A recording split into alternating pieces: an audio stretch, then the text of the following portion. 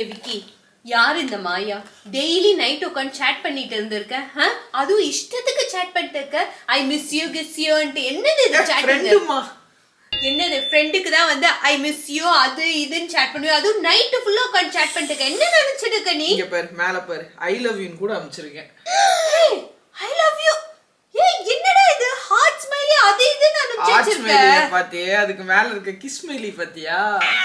ஏய் நீ அனுப்பிச்சது இல்லாம என்கிட்டயே வந்து காட்டிட்டு இருக்க. எவ்வளவு தைரியம் இருக்கும். ஏன்டா இப்படி இருக்க? இவ்வளோ நடிப்பாகாது, அது உன்னோட ஃபேக் அக்கவுண்ட்னு எனக்கு நல்லா தெரியும். ஃபேக் அக்கவுண்டா? டேய் லூசு, நான் என்ன உன்கிட்ட ஃபேக் அக்கவுண்ட் வச்சு பேசணும்?